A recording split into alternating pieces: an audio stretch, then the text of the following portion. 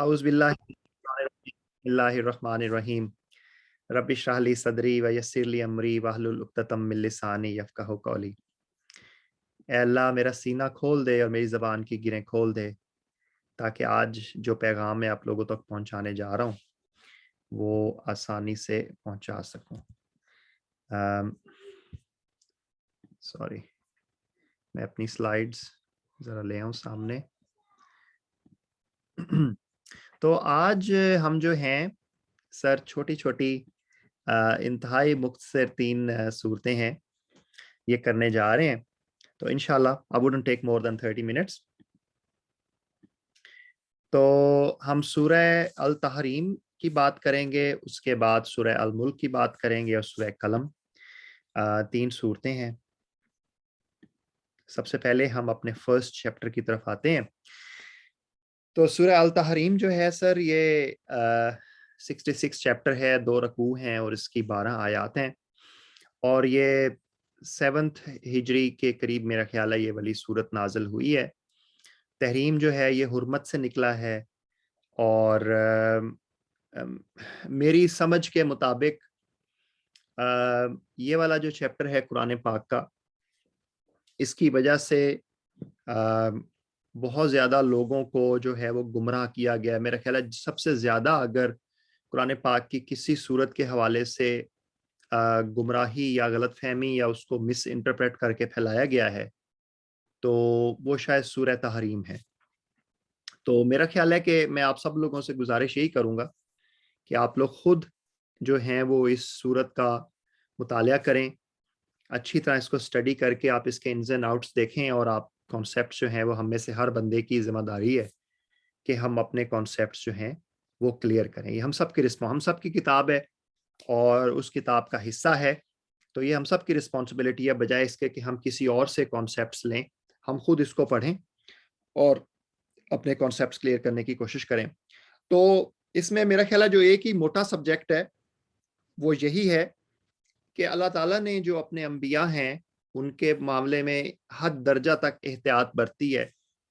मतलब जो छोटी सी छोटी भी उनकी मूवमेंट है, कोई एक्शन है, अल्लाह ताला ने उसको मॉनिटर किया है और उसके अंदर जो है ना वो किसी किस्म का झोल नहीं आने दिया, क्योंकि अंबिया की जो ज़िंदगी है वो शरीयत बन जाती है और ये कभी भी डिज़ायरेबल नहीं होगा कि जो शरीयत है उसमें किसी किस्म का कोई झोल आए। तो अल्लाह ने सिर्फ जो है ना वो इस सूरत में यही बताया है कि जो सुप्रीम पावर है वो मेरी ज़ात है और मेरी ज़ात के अलावा जो है वो शरीयत को डिवाइस करने का, उसके कवानीन बनाने का, उसमें मॉडिफिकेशन करने का इख्तियार जो है ना वो सिर्फ मेरे पास है और किसी के पास नहीं है। तो अल्लाह ताला ने इस चीज़ को इस सूरत के अंदर जो मुझे लगता है जो मेन बल्क मैसेज है वो इसमें से ये निकलता है। तो चलते हैं आयत नंबर 1 की तरफ। तो ये छोटी सी एक मिसाल है जहाँ से जो कि अल्लाह ताला ने यहाँ पे एक दी है कि नबी सल्लल्लाहु अलैहि वसल्लम तुम क्यों उस चीज़ को हराम करते हो जो अल्लाह ने तुम्हारे लिए हलाल की है? क्या इसलिए कि तुम अपनी बीवियों को की खुशी चाहते हो? अल्लाह मुआफ़ करने वाला और रहम फरमाने वाला है। वैसे तो ये इतना ही मैसेज हमारे लिए काफ़ी है, लेकिन अगर कोई बंदा जो है वो चाहता है कि भाई मुझे और डिटेल इसके बारे में पता होना चाहिए, ज़रूरत नहीं है। लेकिन इसमें 2 चीज़ें बताई गई हैं कि जो हज़ूर सल्लम के बारे में कि उन्होंने एक तो शहद जो है हज़रत ज़ैनब रज़ी अल्लाह ताला अन्हा जो उनकी एक वाइफ़ हैं, उनके घर से खाया था और दूसरी बेगमात के एतराज़ पे उन्होंने कहा था जी कि मैं इसको अपने ऊपर हराम कर लेता हूँ शहद को। और दूसरा जो है एक और तरीके से जो रेफ़रेंस आता है वो ये है जी कि शायद उन्होंने हज़रत मारिया किप्तिया रज़ी अल्लाह ताला अन्हा जो हैं, उनके बारे में कहा था जी कि मैं इनके इनके साथ अज़दवाजी जो ताल्लुक़ है, वो अपना मुनक़ता कर दूँगा। तो जो भी करेक्ट एग्ज़ाम्पल है, मुतशाबिहात में से है, ये किस चीज़ की बात यहाँ पे अल्लाह ने की है। तो the bulk of the message ये है जी कि जो जो शरीयत के अंदर है, वो किसी को भी कमी-बेशी करने का इख्तियार अल्लाह की ज़ात के अलावा वो नहीं है। That is the main message I get from this verse. तो अब अगर ऐसा किया है तो उसके लिए फिर अल्लाह ने कहा है जी कि अल्लाह ताला ने तुम लोगों के लिए अपनी कसमों से आपको पेनल्टी पे करनी पड़ेगी और वो नबी को भी कहा है जी कि आपको पेनल्टी पे करनी पड़ेगी, तो हम लोगों की तो खैर कोई औकात ही नहीं है उसके अंदर। तो बाकी ये बात आ जाती है जी कि دوسرا جو مین چیز ہے، اللہ نے کہا ہے جی کہ جو بھی اللہ کی ذات سے، اللہ کے رسول سے ٹکرائے گا وہ جو ہے وہ گمراہی کے راستے پہ جا رہا ہے اور بربادی اس کی قسمت میں لکھتی جائے گی۔ تو اس میں کسی تعلق کو، کسی جو ہے نا وہ سفارش کو مد نظر نہیں رکھا جائے گا۔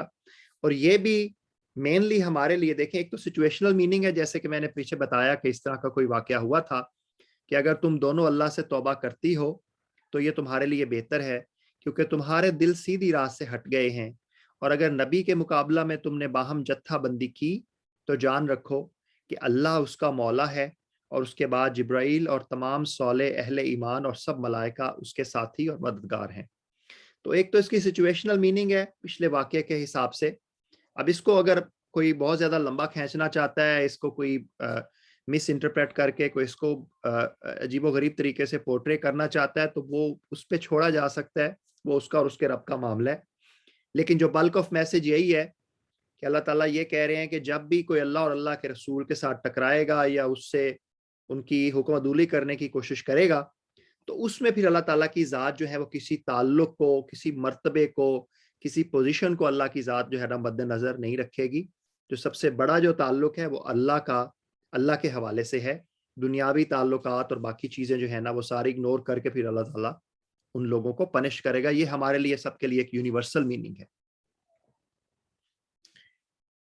اچھا، ایک اور چیز جو یہاں پہ بڑا امپورٹنٹ یہ سبجیکٹ ہے کہ جو اچھی بیوی ہے اس کے اندر کس قسم کی کوالٹیز ہونی چاہیے۔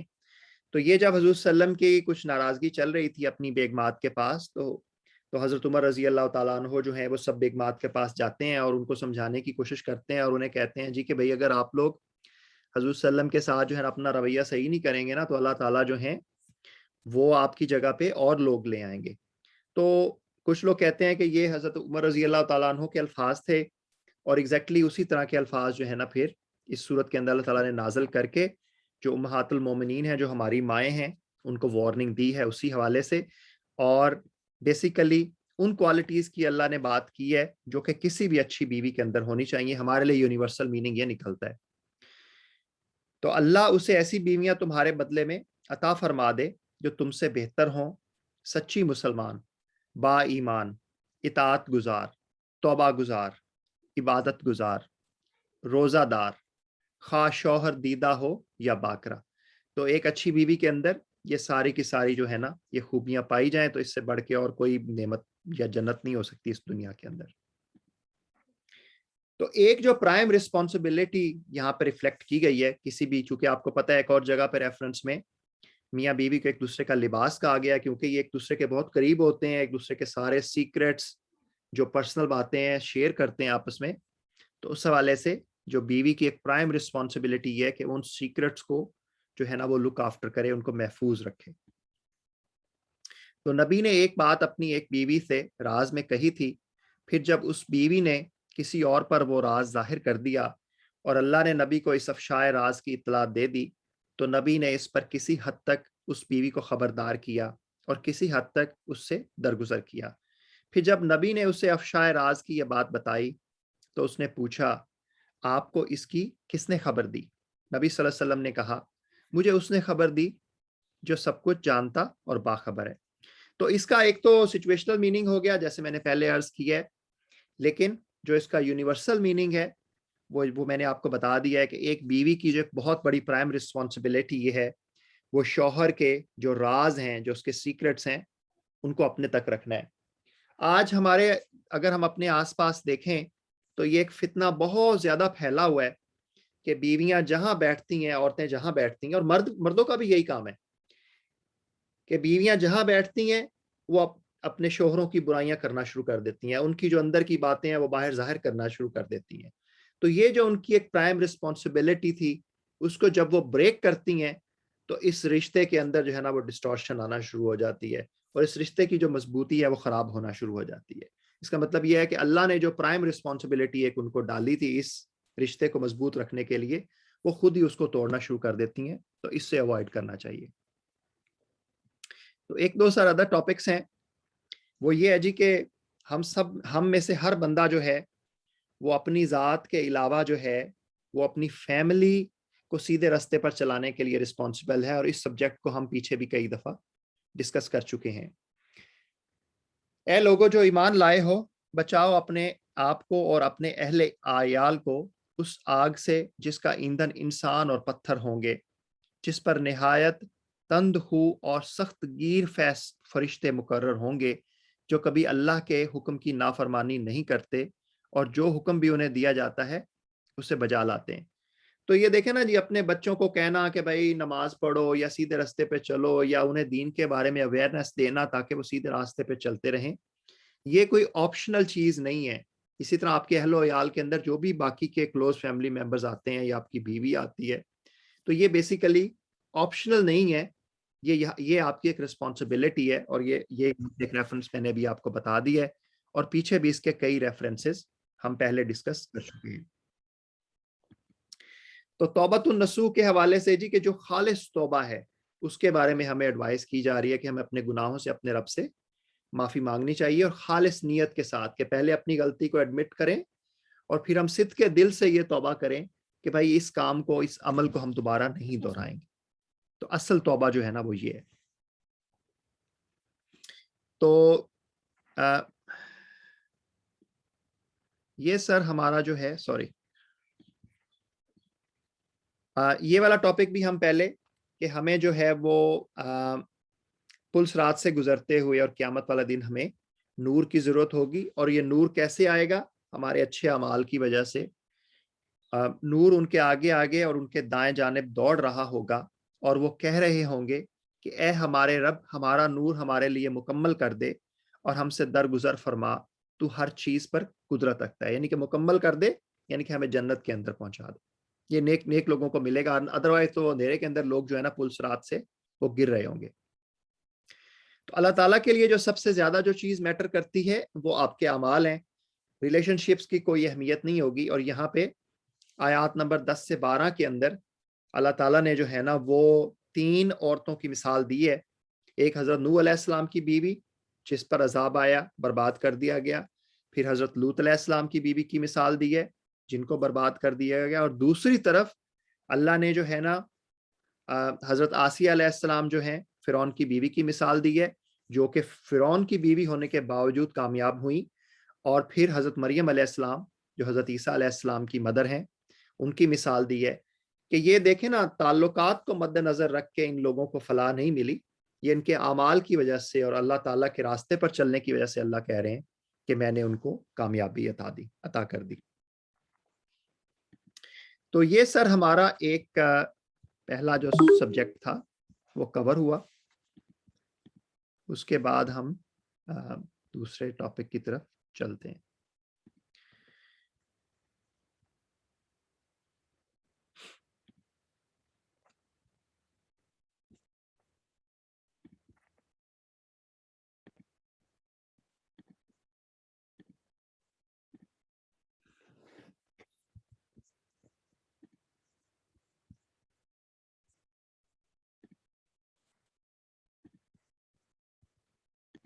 सॉरी सर, थोड़े से आज मेरा कंप्यूटर ग्लिची हो रहा है, रियली सॉरी। जी सर, आपको सूरह अल मुल्क की स्क्रीन नजर आ रही है? माजिद भाई, कोई बंदा, एक बंदा बता दे, सूरह अल मुल्क नजर आ रही है? अमार आगे डॉक्टर, आगे जी। अच्छा सर, सूरह अल मुल्क जो है, मुल्क जो है ये 67th चैप्टर है, सल्तनत को कहते हैं मुल्क। और इसके भी 2 रकू हैं और 30 आयात हैं। ये बड़ी, आपको पता है, शोरा आफाक किस्म की ये वाली सूरत है, कॉमनली सुनी जाती है, और अक्सर लोग जो है ना इसको रिपीटेडली तिलावत भी करते हैं। और ये मक्की ज़िंदगी के इनिशियल फेज़ के अंदर है। और इसका जो मेन थीम यही है जी कि अल्लाह ताला जो हैं वो क्रिएटर हैं, फ्लॉलेस क्रिएटर हैं, और उनकी क्रिएशन के कुछ साइन जो है ना वो हमें बताए जा रहे हैं। तो अल्लाह ताला जो है ना यहाँ फरमा रहे हैं आयत नंबर 3 और 4 के अंदर कि और वो ज़बरदस्त भी है और दरगुजर फरमाने वाला भी, जिसने तय बरतय 7 आसमान बनाए। तुम रहमान की तख्लीक में किसी किस्म की बेरब्ती ना पाओगे, फिर पलट कर देखो, कहीं तुम्हें कोई खलल नजर आता है। बार बार निगाह दौड़ाओ, تمہاری نگاہ تھک کر نامراد پلٹ آئے. یعنی کہ اللہ تعالیٰ نے کائنات کی ہر چیز کو اس پرفیکشن سے بنایا ہے کہ آپ اس کے اندر کوئی خلل نہیں دیکھ سکتے. اور پرپز آف جو ہماری لائف ہے جی، پہلے بھی ہم کئی بار اس کو ڈسکس کر چکے ہیں، وہ یہ ہے جی کہ دس از این ایگزامینیشن فیز. اس میں جو اللہ تعالیٰ نے ہمیں زندگی اور موت دی ہے، آزمانے کے لیے دی ہے کہ اس میں ہم اپنے آپ کو پروف کریں کہ ہم بہتر عمل کر سکتے ہیں یا نہیں کر سکتے.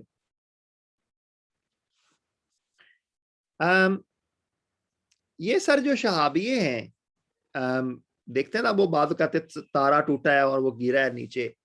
اس کی ایک تو سائنٹیفک ہے نا ایکسپلینیشن جو ہم نے کتابوں کے اندر پڑھی ہے، لیکن جو اللہ تعالیٰ ہے کہ اس کی ایکسپلینیشن دیتے ہیں وہ کیا ہے؟ کوئی بندہ مائک انمیوٹ کر کے بتائے نا، تھوڑا انٹریکٹ کریں. آج آپ لوگ تھوڑے ڈھیلے ہیں سارے، لاک ڈاؤن کھلنے کا نقصان ہو رہا ہے. ماجد بھائی،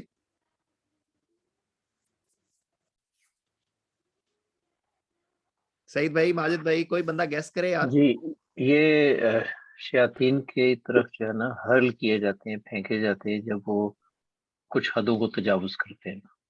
بالکل exactly. Thank you very much Ammar بھائی.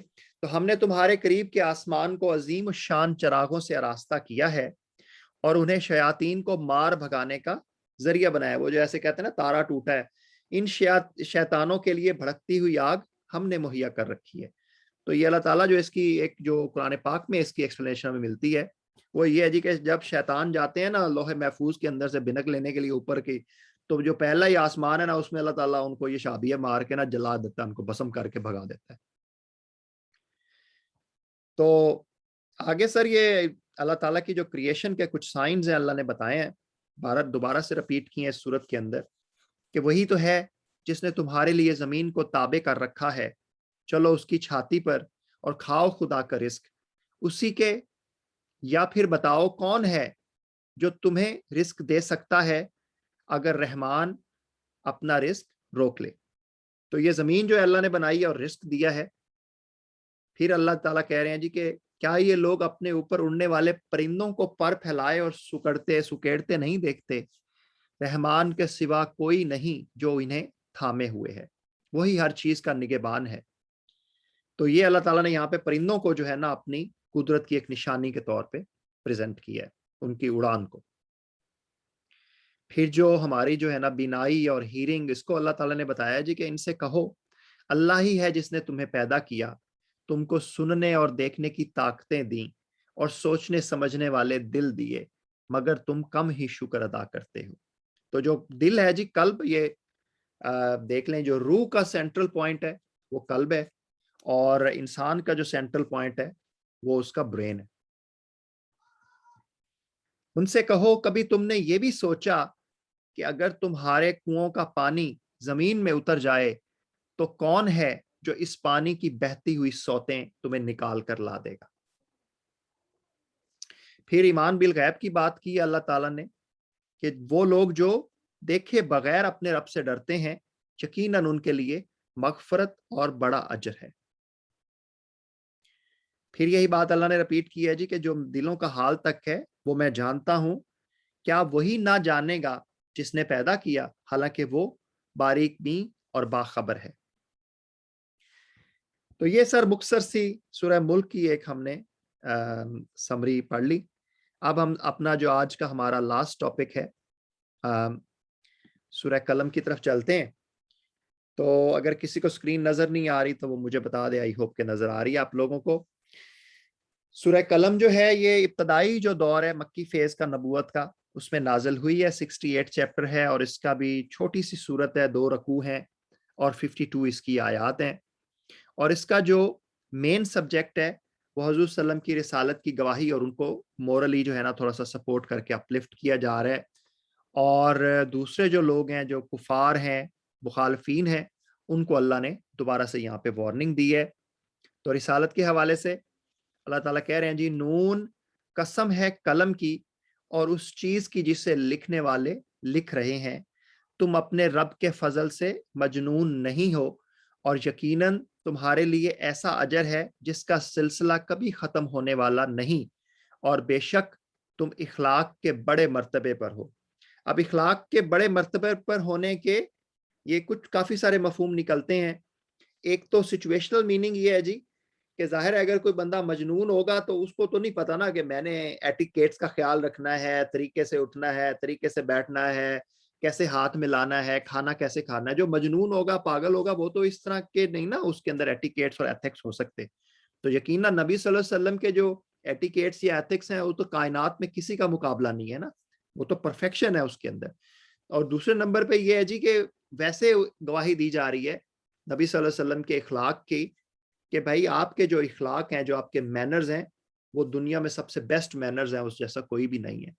اور حضرت عائشہ رضی اللہ تعالی عنہ کی ایک حدیث بھی ہے, انہوں نے بیان کیا کہ نبی صلی اللہ علیہ وسلم کے جو ہیں اخلاق وہ ایگزیکٹلی وہی ہیں جو قرآن پاک ہے. تو وہ ظاہر ہے حضور صلی اللہ علیہ وسلم کی جو ساری لائف ہے وہ قرآن پاک کی پریکٹیکل فارم ہے, تو اس لیے وہ تو بیسٹ بک ہے, اور ان کے اخلاق بھی, ان کی جو پریکٹیکلٹی ہوگی وہ بھی بیسٹ ہوگی. تو یہ سر ایک سائیکالوجی جو ہے نا یہاں پہ اللہ نے بتائی ہے. بہت ساری دفعہ جو مخالفین ہوتے ہیں نا, ان کی سائیکالوجی کیا ہوتی ہے, وہ یہ ہوتی ہے جی, آیت نمبر 9 میں اللہ تعالیٰ فرماتے ہیں کہ یہ تو چاہتے ہیں کہ کچھ تم مداحنت کرو, یعنی کچھ تم لو نا ڈھیلے پڑ جاؤ, تو یہ بھی کچھ مداحنت, تو کچھ یہ بھی ریلیکس ہو جائیں گے. ٹھیک ہے نا. تو وہ کہتے تھے نا, وہ قل یا ایھا الکافرون کے اندر بھی اسی چیز کو ریفلیکٹ کیا گیا ہے کہ بھائی آپ ہمارے خداؤں کی عبادت کر لیں, ہم آپ کے خداؤں کی عبادت کر لیتے ہیں. تو وہ بیسیکلی اپوننٹس جو ہوتے ہیں مینی اے ٹائمز ان کی سائیکالوجی یہ ہوتی ہے, اس کے مطابق جو ہے نا وہ آپ کو ٹیکل کرنا چاہ رہے ہوتے ہیں. تو یہ جو بری بری کچھ کوالٹیز ہیں نا جی, یہ بتائی گئی ہیں کسی شخص کے اندر کہ کیا ہو سکتی ہیں. ہرگز نہ دبو کسی ایسے شخص سے جو بہت قسمیں کھانے والا بے وقت آدمی ہے. یہ تانے قسمیں کھانے والے لوگ ہوتے ہیں نا, یہ بڑے بے وقت ہوتے ہیں, اللہ تعالیٰ ان کو بے وقت کہہ رہا ہے. تانے دیتا ہے, چگلیاں کھاتا پھرتا ہے, بھلائی سے روکتا ہے, ظلم و زیادتی میں حد سے گزر جانے والا ہے, سخت بد اعمال ہے, جفاکار ہے, اور ان سب عیوب کے ساتھ بد اصل ہے, اس بنا پر کہ وہ بہت مال و اولاد رکھتا ہے. جب ہماری آیات اس کو سنائی جاتی ہیں تو کہتا ہے یہ تو اگلے وقتوں کے افسانے ہیں, ان قریب ہم اس کی سونڈ پر داغ لگائیں گے, اس کی ناک کے اوپر جو ہے نا ہم اس کی ناک رگڑوائیں گے, کالی کریں گے. تو ایک تو اس کا سچویشنل میننگ کے حوالے سے کہا جاتا ہے جی, یہ ولید بن مغیرہ جو تھا اس کے بارے میں یہ بتایا جا رہا ہے کہ بھائی اس سے امپریس ہونے کی یا اس سے کوئی کرنے کی ضرورت, اس سے دبنے کی ضرورت نہیں ہے. اور جو اس کا ایک یونیورسل میننگ ہے وہ بتایا جا رہا ہے جی کہ جو بھی شخص قسمیں کھانے والے ہوتے ہیں, چگلیاں کھاتے ہیں, ظلم و زیادتی میں حد سے بڑھ جاتے ہیں, یہ لوگ جو ہے نا بڑے بد اصل قسم کے لوگ ہوتے ہیں, ان سے گھبرانے کی ضرورت نہیں ہے. اور مال و دولت کے تنتنے پہ جو لوگ زیادہ شور مچاتے ہیں نا, ان سے بھی گھبرانے کی ضرورت نہیں ہے. یہ ولید بن مغیرہ کی بات ہو رہی ہے. تو باقی اللہ نے یہاں پہ جو ہے وہ کفار کو وارننگ دی ہے جی, اور اس کے لیے ایک ایگزامپل دی ہے آیات نمبر 27 سے 25 کے درمیان کہ ہم نے ان اہل مکہ کو اسی طرح آزمائش میں ڈالا ہے جس طرح ایک باغ کے مالکوں کو آزمائش میں ڈالا تھا, جب انہوں نے قسم کھائی کہ صبح سویرے ضرور اپنے باغ کے پھل توڑیں گے, اور وہ کوئی استثناء نہیں کر رہے تھے. رات کو وہ سوئے پڑے تھے, یعنی کہ انہوں نے یہ سوچ لیا تھا کہ ہم یہ صبح جا کے اپنے باغ جو ہے نا اس میں سے پھل توڑیں گے, انشاءاللہ کہے بغیر یا اللہ کی ذات کو یاد کیے بغیر. رات کو وہ سوئے پڑے تھے کہ تمہارے رب کی طرف سے ایک بلا اس باغ پر پھر گئی, اور اس کا ایسا حال ہو گیا جیسے کئی کٹی ہوئی فصل ہو. صبح ان لوگوں نے ایک دوسرے کو پکارا کہ اگر پھل توڑنے ہیں تو سویرے سویرے اپنی کھیتی کی طرف چل نکلو. چنانچہ وہ چل پڑے اور آپس میں چپ کے کہتے جاتے کہ آج کوئی مسکین تمہارے باغ میں نہ آنے پائے. وہ کچھ نہ دینے کا فیصلہ کیے ہوئے صبح سویرے جلدی اس طرح وہاں گئے جیسے کہ وہ پھل توڑنے پر قادر ہیں, مگر جب باغ کو دیکھا تو کہنے لگے راستہ بھول گئے. تو دو چیزیں یہاں پہ اللہ نے ریفلیکٹ کی ہیں جی. باغ کو اللہ نے برباد اس لیے کیا, ایک تو اس لیے کہ انہوں نے اللہ کی جو قدرت ہے اس کا انکار کر دیا, انہوں نے سمجھا جی کہ ہم ہی ہر چیز پر قادر ہیں, اور دوسرا انہوں نے مسکین کو کھانا کھلانے یا مسکین کو حصہ دینے کا انکار کیا.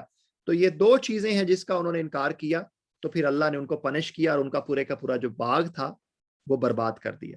تو یہ دونوں بڑے امپورٹنٹ پوائنٹس ہیں جو پہ ہمارے لیے لرننگ کے لیے یہاں پہ اللہ تعالیٰ نے بتائے ہیں.